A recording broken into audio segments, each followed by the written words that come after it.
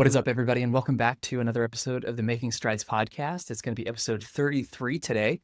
And 5 years ago, we had a special guest that we are bringing back on, and I'm just going to introduce him real quick. But today's topic is going to be surrounding air quality and wildfire smoke and how that affects your training and all of the considerations that outdoor athletes really need to be taking into consideration when going out and exercising if you live in an area that is prone to some of the smoke. And it just seems like lately that's most of the states. So with that being said, today we're joined by Ty Mangum, a respected sports science researcher with a strong background in environmental health and exercise physiology. He even co-authored a study that was published in Medicine and Science and Sports and Exercise in 2018.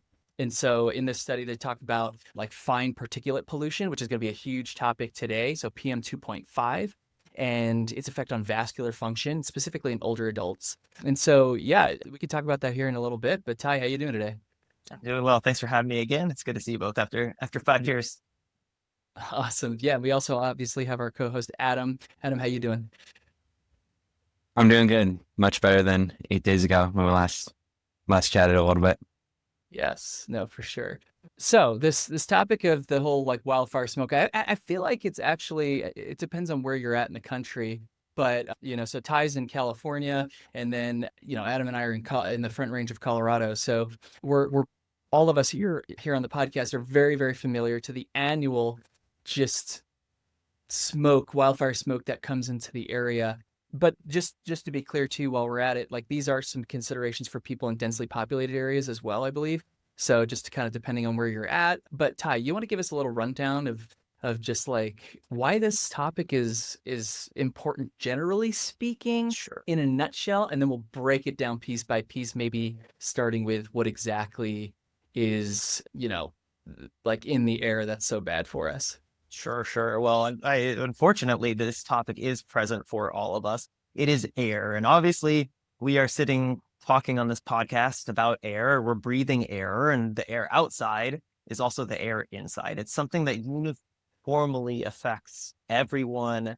And to different extents, of course, there are more populations that have predisposed health, conditions. But largely in general, we're all in this together. We're all breathing things together. And since documented approximately 2014, I'm sure you both have had summers where you're like, it feels a bit smokier. It feels a little bit more fires are picking up. So approximately 2014, give or take, 5 years, the prevalence of wildfires and therefore the condition of the air, the quality of the air has largely decreased year over year. So this is something that's not only affecting us all, it's affecting us all more drastically on average year after year.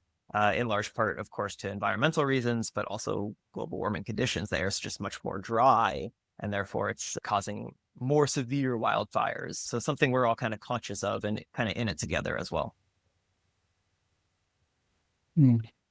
So you guys well, let's see where we want to go here. What exactly, okay, so I think we need to start with just defining a couple of terms, right? So we have, from my understanding, the two main things that a lot of people are knowing to look at are going to be the PM 2.5 and ozone. And those are some things that are commonly thrown around, but I don't think people actually know exactly what the difference is or which one's maybe more important to look at. And even just the first thing that people hear when they talk about air quality is they'll pull up their like app on their phone. It just says AQI. And from my understanding, like different apps have different AQIs. And so I just want to like lay out on the playing field here a little bit of an understanding of like what exactly are people looking at and a definition of terms. Yeah, let's even back that up further and ask, like, what is air? Like, what are we breathing? And air is in large part nitrogen, give or take 79% nitrogen, 21% oxygen. We mostly think about oxygen, and then trace others, carbon dioxide, ozone, those things in general. Within air is not just the things it's not just oxygen and nitrogen.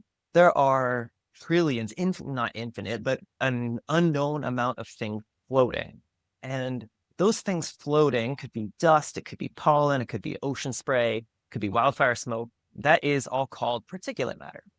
It's essentially the things that is floating through the air. We're all breathing it right now. There's never a number that's zero, that's particulate matter. It's just part of what exists. It's how we breathe. And particulate matter comes in different sizes, all the way from, I guess, a feather could be considered particulate matter. It's just very large piece, but we don't usually think in that large scale. But pollen, all the way down to extremely small particles. And the smaller they are, the more risky they are. There are actually very fine particles that can bypass into your lungs, and then we'll talk about this in a little bit, cause a little bit more damage. Typically, the particles that are most concerning are those that are 2.5 microns in size, and that is about 1/30th the size of your hair.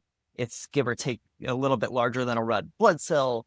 It's so small you can't see them. And so what PM 2.5 is a particulate matter, so something floating through the air that is 2.5 microns or smaller, and that is correlated with fairly significant health risks. And I'll talk about why that is and what we can do, of course. But that's what PM 2.5 is. It's just really small things floating through the air, organic, inorganic, unknown, but it can only be measured by scientific devices. We can't see them. It's just we need the help of devices to kind of measure and track those. Man, there's so many directions we can go from here. But so, Adam, if you have anything, yeah, please go ahead. Yeah, like what is AQI? Like, what is that number? Yeah. You know, you measure like lactate, it's in like millimoles. Like, what is that number? Yeah. So AQI is the PM 2.5. How much they're typically PM 2.5. There's also ozone, which is I'll talk a little bit too, but usually when we think of AQI, we think of PM 2.5 traditionally, and that is the amount of PM 2.5, so those really small particles, in a cubic meter. So it's just like essentially a unit per density. And so the governing body who dictates, this unit, or we've all kind of aligned and agreed upon that we can measure how much AQI there is. And we just say per cubic meter, there's, 50 parts per cubic meter, there's 100 parts per cubic meter, there's 150. So the higher the AQI, it is the higher the score, it's actually the worse air quality. You don't want more particulate matter in a cubic meter. You want relatively less cubic meter. So each score you get, traditionally, 0 to 50 is a good range. 50 to 100 is considered unhealthy. 100 to 150 is significantly unhealthy, and above 150 is kind of more dangerous. Those are the ways that we've kind of classified air quality, and so it's just the density of the 2.5 floating in the air.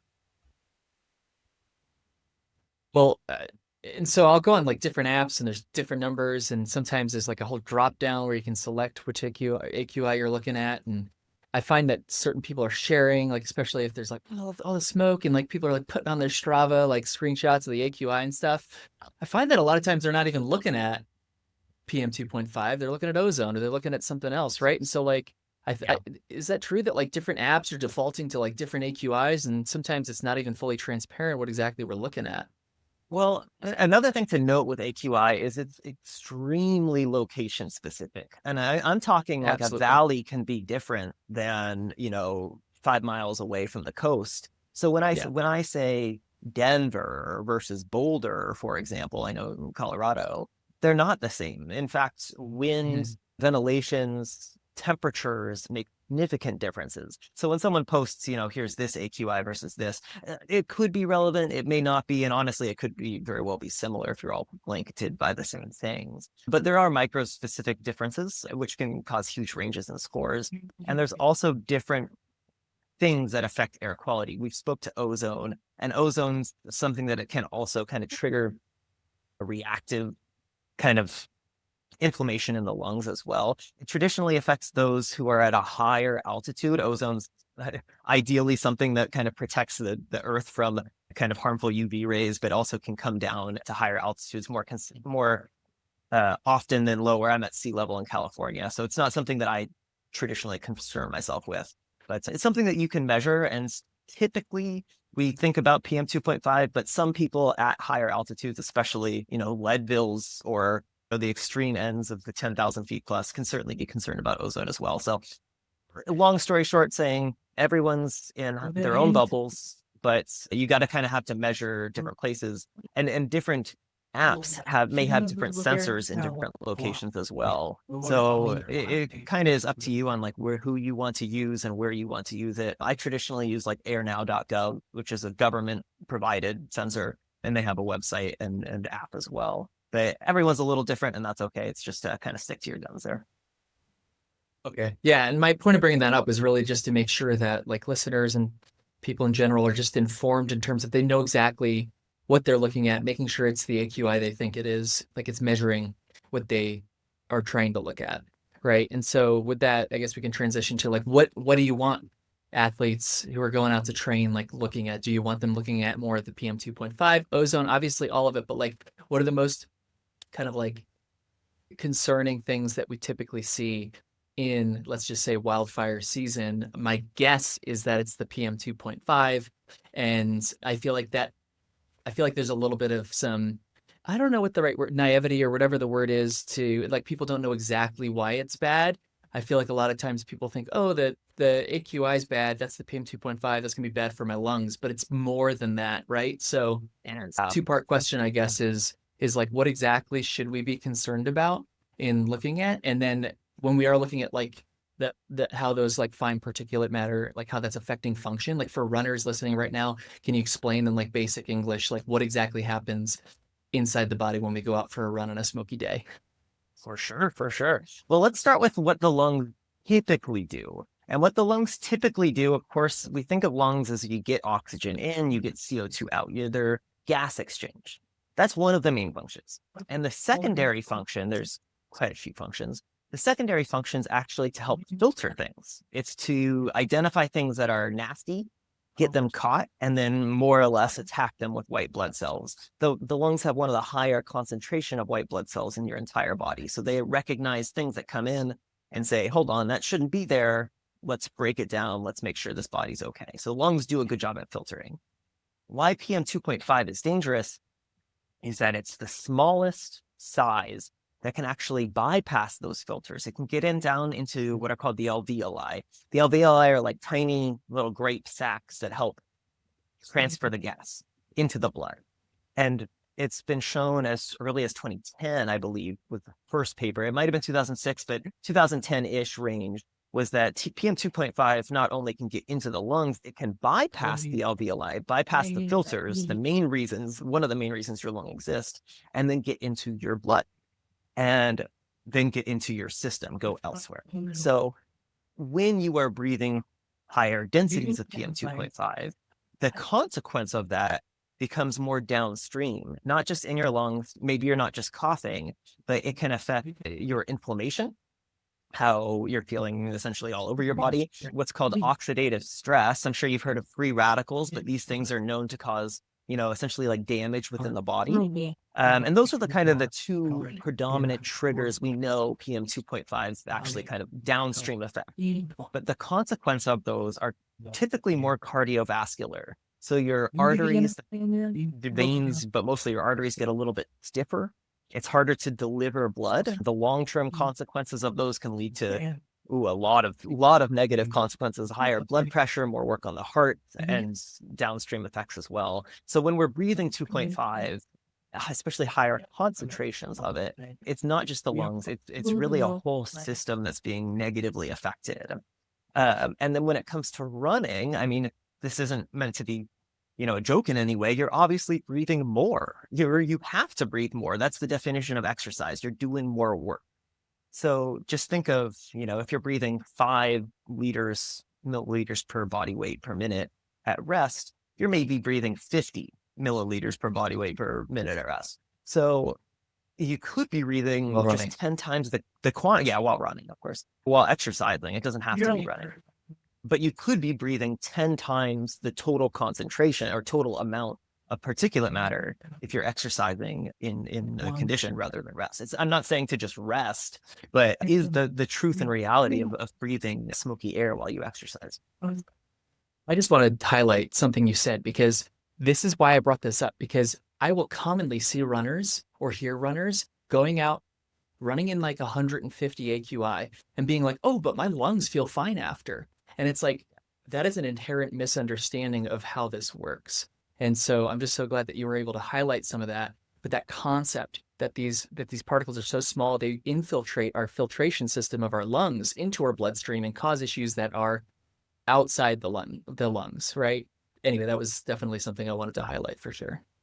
Yeah. And I will Yeah, say, I want to bring oh, something to light too that I'm just inferring to what you're saying is for those with performance oriented goals, it sounds like that not only do we need to be concerned about the quality of the air, but also be mindful and have probably some additional thresholds for intensity, since we are going to be breathing that much more, that much harder, and then consequently taking in that much more particulate. yeah, certainly. There's lots of factors to consider. And obviously, different people will have different thresholds of what they're comfortable with. But we're talking a run might be, let's say, an hour for a standard exercise. There's acute bouts, which largely we know will affect the vascular system, and largely we know there will be some consequences, but they are relatively reversible. And relatively reversible within an hour, 2 hours, 2 days, 2 weeks, who knows? It's all a gray sliding scale depending on how intensely you exercise, how concentrated the air is, how negative it is. But then there's also chronic exposure, and chronic exposure is, could be days, weeks, months, or if you're living in a really densely populated area with negatives. Air pollution, Salt Lake City is one of the worst in the US. There are much longer, harder to kind of reverse consequences of being in that negative air. And that's been well documented as well, is that the more chronically you're exposed to it, thankfully wildfire season's not the full year, at least knock on wood. It is a relatively acute and relatively new thing in our lives compared to, the history of well, at least for how long we've been alive. But certainly it's kind of picking up. It's just still a relatively acute thing for us right now. So far, like the Explain Like I'm 5 or maybe like the Explain Like I'm 10 or 12 version of this so Sure. far is that we have particulates in the air, more particulates in the air when there's a wildfire blowing smoke in our direction, or if you live in a very densely populated like city or area. And then we have this concept of the fact that we intake a certain amount of oxygen at all times if we're living. And if we are resting, we take in much less oxygen, less volume of oxygen, less volume of particles. And then if we are working harder, as there's a direct relationship with how hard we are working and how much oxygen we are taking in per minute, so to speak, and how much particulate we're therefore taking in per minute. And so we can have acute or chronic exposure to varying levels of particulate that can have negative health effects. And so those are kind of like the variables that we're dealing with: how hard we're working, which is how much oxygen we're taking in, and how much of an acute or chronic exposure that we are dealing with. Yeah. On the same page so far, there's one other benefit to us, is that being indoors typically has less air pollution than being outdoors. We have filters in our homes, we have systems and windows, and they're not perfect. Like, for example, these particulate matters are so small that, they can bypass virtually any filter that you can breathe through, including an N95. But if you think of throwing ping pong balls through a volleyball net, you are still going to hit some things that kind of bounce off. Not everything's going to get through our home filter system, certainly not a hospital filtration system. And you can, if exercising indoors, expose yourself to less particulate matter just by consequence of, your home filtration system or whatever system you're living in. So there is a little bit of our control as well. If we're thinking, oh, I have to exercise. Well, you can also do it inside with a little bit of a safer risk and threshold as well. Cool. So like treadmill, like I'm going to run on the treadmill today and indoors instead of going outdoors. Okay, cool. Yeah, exactly. Any thoughts? Do we have an idea of what that window versus an acute, like, okay, we have some bad air quality for a couple of days versus there's this massive record-breaking fire and it's going to be smoky for 2 weeks? Well, we have guidelines, and in science, you typically test the extreme ends to make sure that you measure changes. You test really bad quality or you test really good quality. But in actuality, there's a very sliding gray scale. So all we can do is give general recommendations. But typically, and you'll see this on airnow.govs, or most recommendations in general, is an AQI of 0 to 50 means good, it's green. 50 to 100 mean you're predisposed to a condition such as exercise-induced asthma or asthma in general, or you have a cardiovascular risk. You probably shouldn't go outside. 100 to 150, you certainly shouldn't go outside. It's considered unhealthy, regardless of the population. And above 150 is kind of the extreme unhealthy risk, which we do hit, or at least in Colorado, I'm sure you do hit fairly, unfortunately, is frequently in the wildfire season. So typically, if you're thinking like, where should I exercise or where is my threshold? It's up to each person who's listening to define their own level of comfort. I personally said, if it's above 100, I'm going to exercise indoor only, but I'm still comfortable being 50 to 100. It's relatively okay for me, or at least by the guidelines. So above 150, I think the strong government recommendation is to not be outside. But I understand some people don't always conform to that, and do your best to do, exercise indoors when possible. Yeah, I remember Yeah, so I leading up guess to it. so maybe the question wasn't quite as clear. I love that clarification though. When we look at a couple of days, like where I'm going to run for 1 or 2 days out and smoke, and maybe it's kind of, let's just call it like 75, versus if it's going to be consistently 75 for like 2 or 3 weeks. Of course, we unfortunately don't know that. Like, okay, I go out for a couple of days, not a big deal. It's relatively transient negative effects, versus like 2 or 3 weeks where we have more of that chronic exposure. Is there any window of when that threshold becomes no longer acute and it becomes a little bit more chronic? I would think that falls into the grayness of the science. The measurements of acute and strong versus, chronic and like quite a bit. Usually we don't test in that middle range. And I'm sure at some point along those multiple weeks of negative air exposure that it starts to compound. But when that is, or what number that is, really difficult to say. I mean, kind of up to the best judgment. So if it's consistently 75, that's obviously worse than an acute bout of 75, right? Then you're just breathing in more particulate that you can't really train your lungs to adapt to more problems. But and we can speak into that in a little bit, but in general, we just know that more is worse. And that's our guidelines. And then we have our thresholds as well. So unfortunately, we can't predict a lot of wildfires or the air quality weeks out. So we'll just have to do our best day to day. So it sounds like a lot of this, going out for a run or not, or deciding not to go out for a run in the smoke or in poor air quality or for how many days in a row. A lot of this really comes down to your personal level of risk tolerance and comfort with those conditions. And if we were to just apply some common sense, it sounds like if you had some comorbidities or some health issues, things like that, like you should be more restrictive with exposing yourself to things like this.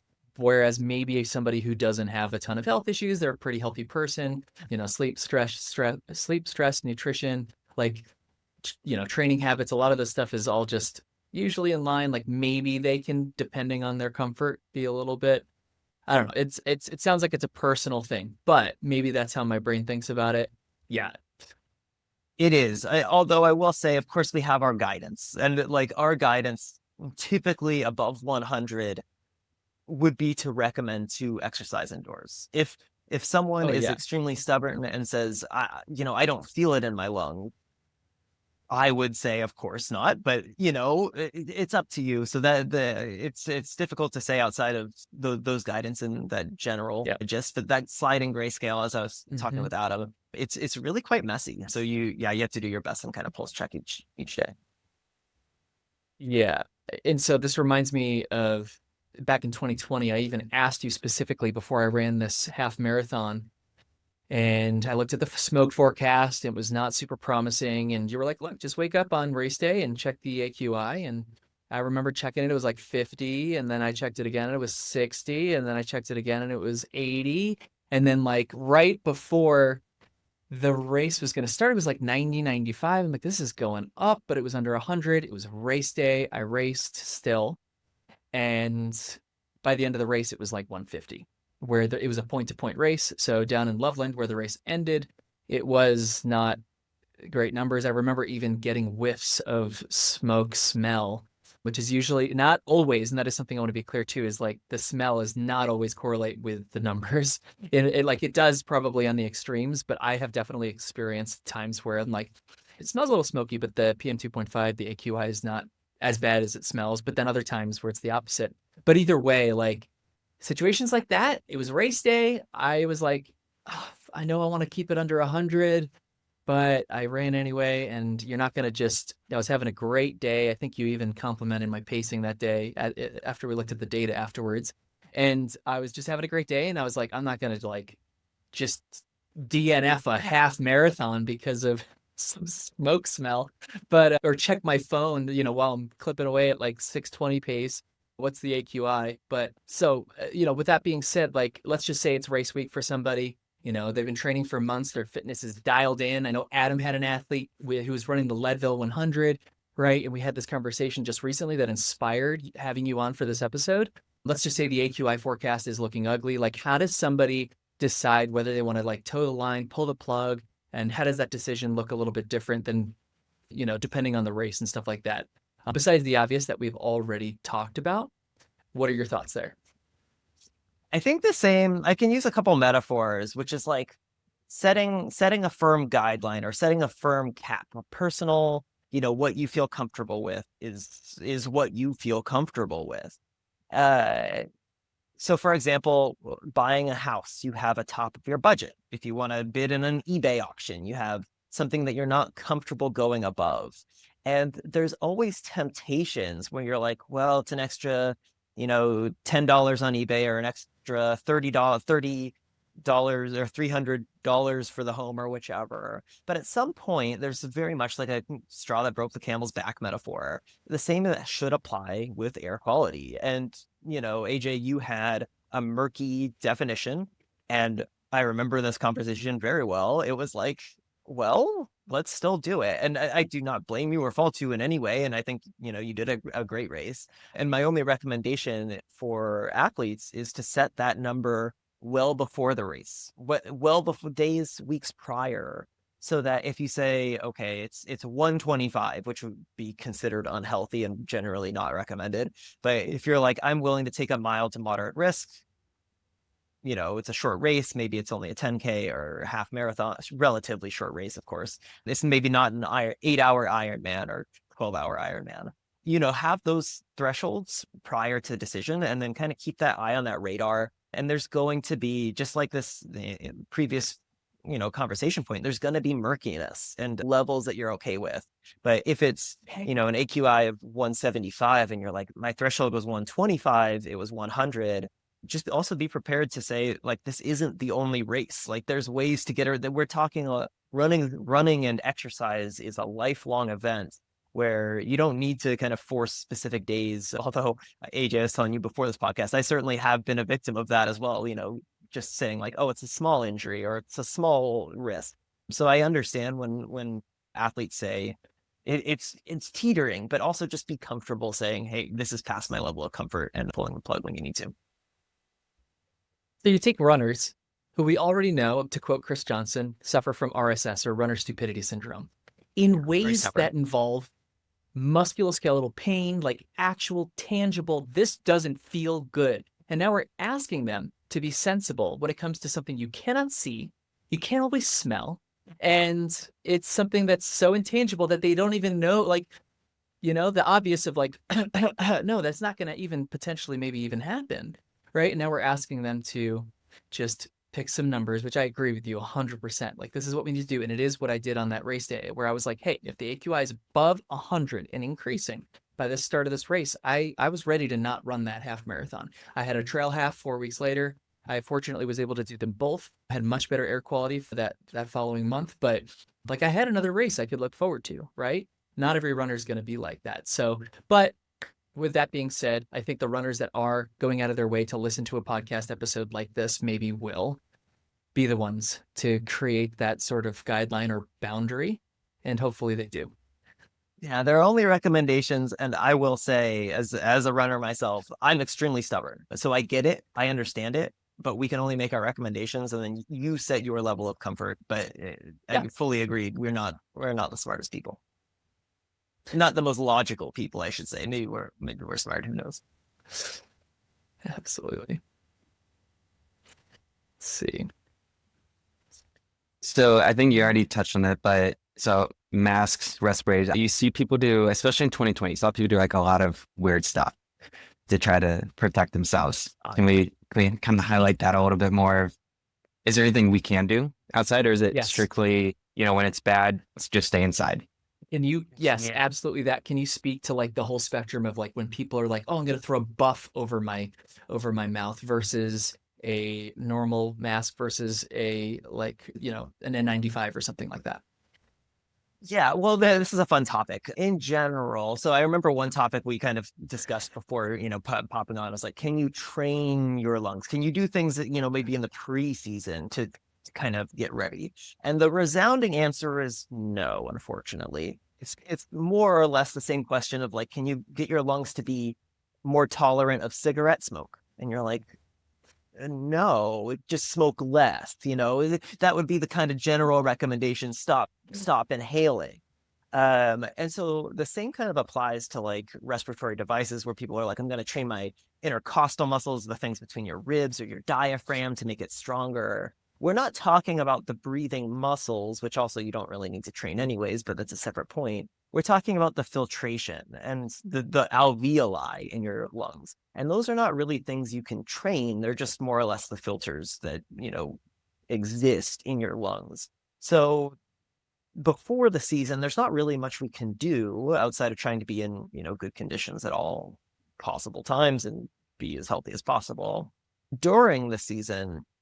So of course there is levels of filters that are more and more, let's say, higher quality than other filters. And of course there's medical grade, HVAC systems that can help reduce the amount of PM2.5 all the way down to air purifiers that you can have in your home. I actually have one myself that, especially during, wildfire season when I was in Seattle, I would put it near my treadmill or in my homerooms, and it's not perfect. There are many out there. In fact, Wirecutter provide, many lists of recommendations for air purification, but I've done things like, picking up air filters for my HVAC systems and taping them to fans and things like that. But this is kind of the extreme end of what you can do for your own home.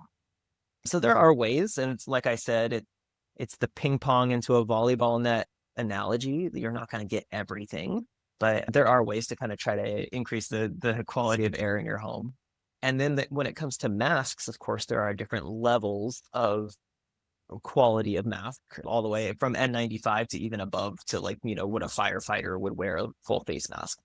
The problem with those is oftentimes when you're exercising, you also require quite a bit of work to breathe in.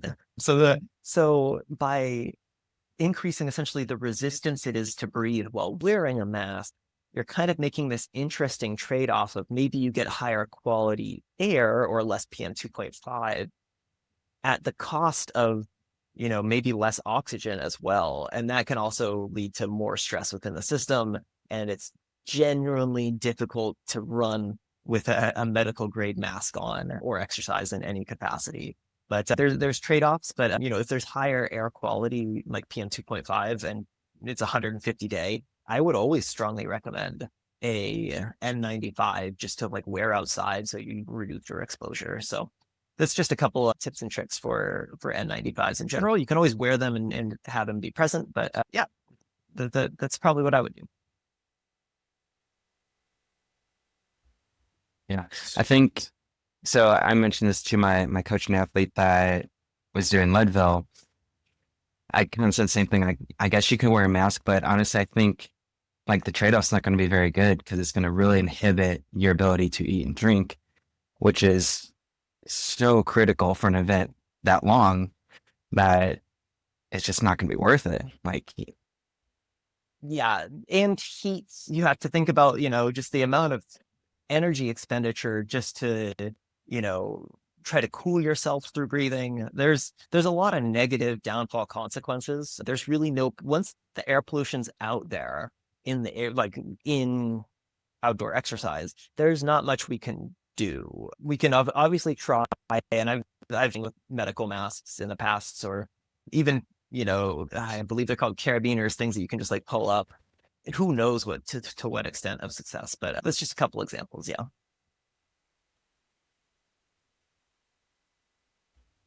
Uh, Do we want to jump into like, okay, I made the decision. So it is maybe a little bit risky to go out, but like I've weighed that for myself and I want to take that risk. I've been training for months. Or in case of like lead 100, my athlete had, family and friends coming out to help crew and pace. Like it's incredibly hard to say no. Like I'm not going to race. You guys need to cancel flights. You like don't drive out, like whatever. What are signs and symptoms that you need to be concerned with? Like, okay, it doesn't even matter what the AQI is. It's just bad, and I feel X symptom. We need to call it.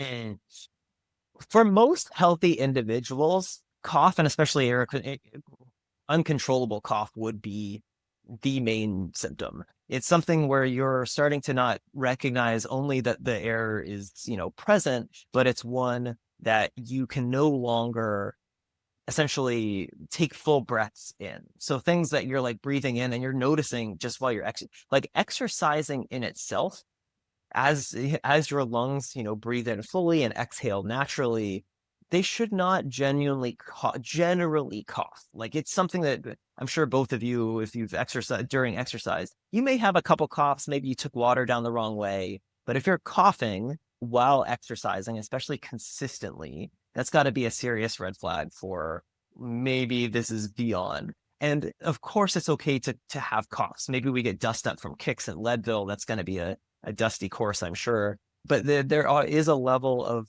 beyond, safe that we're kind of all recognizing. And a lot of these measurements are things that you probably can't sense while you exercise. Like maybe your arteries are a little stiffer.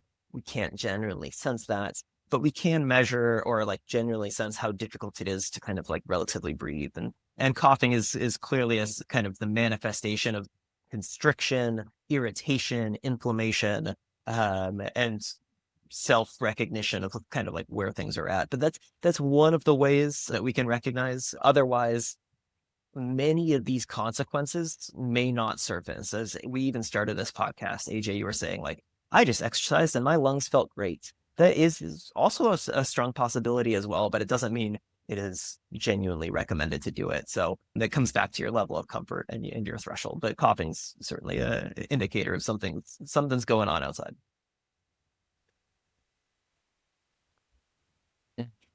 I have, for whenever we want to wrap things up, I have just a rapid fire recap, just so that we give listeners like a nice little informational toolkit of the common questions. But was there anything else we wanted to go over before that?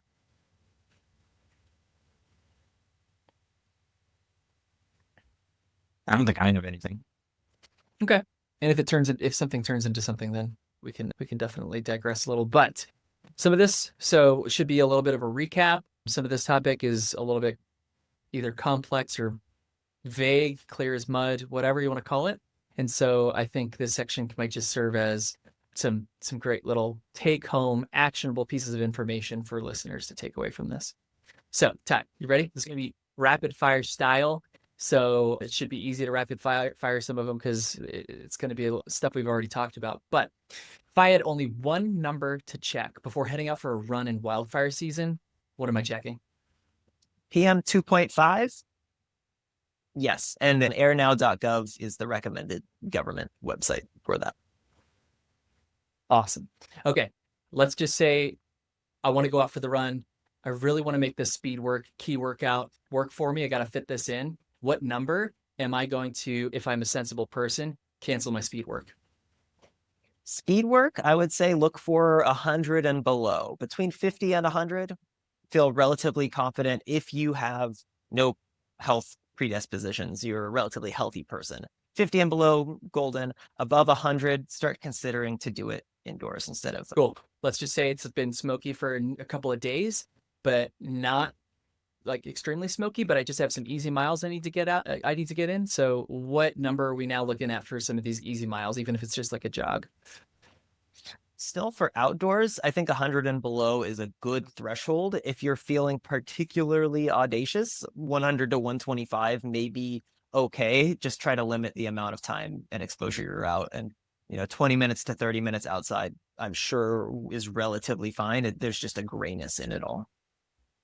Cool. So just to synthesize for like listeners with the risk tolerance, let's just say like the average person potentially for speed work, maybe they're going to make that cutoff somewhere between 75 to 100. And then for easy miles, maybe that person makes that cutoff somewhere between like 85, 90 and 120, something like that, more or less. Just depending on the person. More or depending less. on. Yeah. Okay. It's so hard to give concrete numbers. I know you're struggling with that. Okay. Is as quickly as you can answer this again or clarify this, is one smoky workout actually dangerous, or is the real problem repeated exposure? Both. One smoky workout has been shown, or one smoky dense exposure has been shown to increase arterial stiffness or essentially inflammation in your body. That is true. The more that you are exposed, the more, negative consequences are going to exist. But if it is acute, it's also been shown to be more easily reversible. So there is good things in being shorter exposure as well. It's not as bad as continuously being in it. Yeah. So this is funny because, a lot of these questions are like ChatGPT generated. And so they're a little bit repetitive. So like this one's just kind of funny because we can get probably very calculated with this type of question.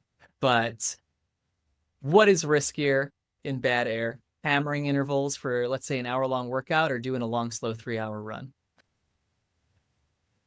It would come down to the amount of total breaths you take, likely. The amount of total volume that you're kind of breathing in.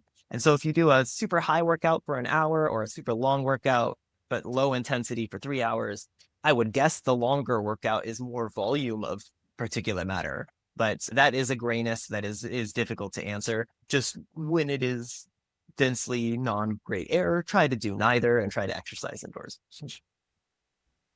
Cool. Okay, let's say I'm feeling like living dangerously today. I'm going to go run in some especially smoky air. What is that one red flag symptom that I'm going to just pull the plug for? Yeah, coughing is always on there. If you're a particularly healthy individual, obviously, if you have asthma, it can be shortness of breath.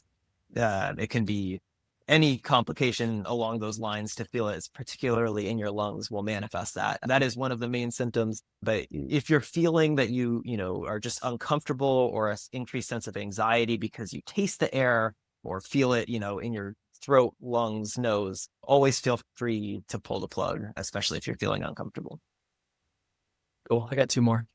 So after getting exposed to smoke during a run, let's just give this runner the benefit of the doubt. And it happened unexpectedly during a long run. Some smoke blew in and they were just out there and had to make it back to the car. What is one recovery strategy, whether it's nutrition or otherwise, anything that you can think of that might actually help after exposure? Well, getting into a place that's less exposed is the one that is the recovery strategy, being in air that is relatively cleaner, and your lungs will kind of do the rest for you. There is not much evidence of nutritional supplementation kind of benefiting, although a healthy, balanced diet of antioxidants, which typically comes from fruit and vegetables, may help balance out the oxidative stress from the air pollution. So there's always, this is just a general recommendation for all runners, not just in bad air, but is to always have a nice, healthy, balanced diet, especially high in fruits, vegetables, and those with the antioxidants present. There is very limited evidence that taking vitamins and supplements will help actually improve your recovery from air pollution specifically, but always kind of be conscious of kind of what you need nutritionally after exercise. Cool. Last rapid fire question for you, Ty. If you had to boil it down, what are the 3 golden rules that every runner should know during wildfire season? We're all in this together, which is better or worse, but set your own threshold. of where you're comfortable, especially on race day. That's probably my main golden rule.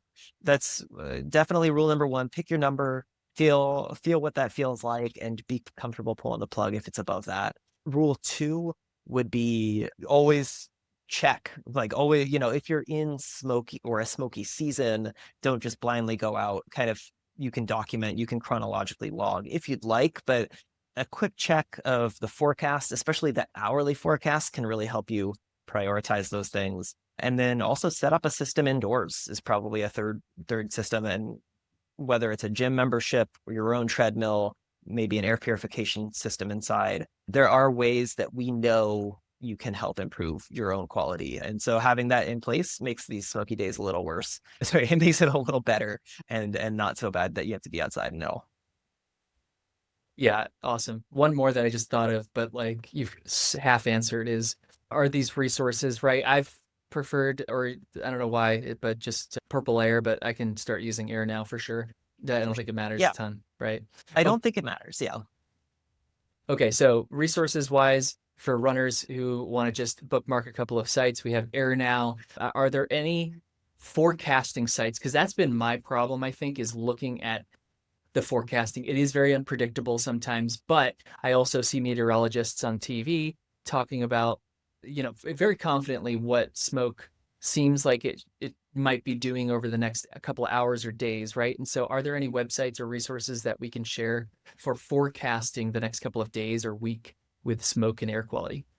Yeah, unfortunately, like you said, the air quality is as unpredictable as a wildfire. And we don't know, particularly not only what's going to happen with the wildfire, but what's going to happen with the wind that then takes it. Almost all air quality websites and or apps have hourly forecasts. Both of those that we just mentioned have those. And I would stick to those, especially the day-to-day. It can give a 2 or 3 day forecast.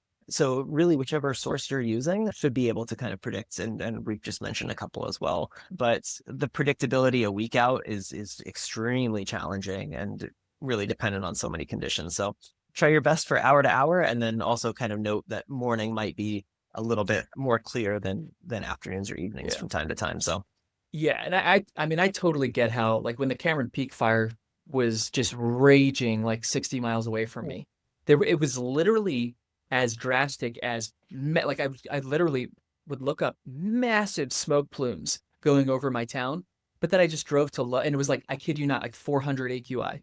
And then I would just drive 20 minutes down to Loveland. I went for a hike with my son at Devil's Backbone, and AQI was like 20.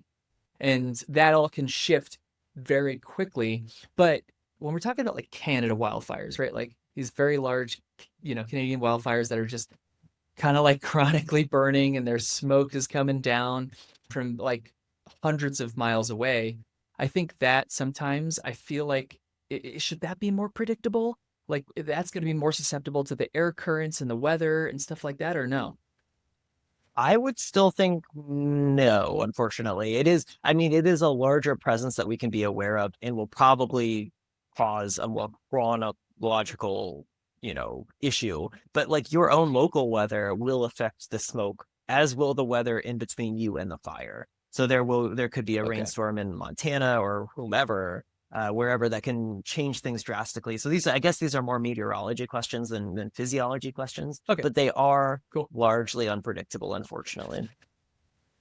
Cool. Yeah, I'll see if my buddy Brad, who we've had on the podcast as well, he's a meteorologist, has any input there. But cool. Anything I else that love his either you opinion. guys? Yeah. Anything else you guys want to share? No, Sweet. I'm good. Okay. Yeah, we'll put this out there as soon as we can. It's still definitely wildfire season, so hopefully folks find this helpful.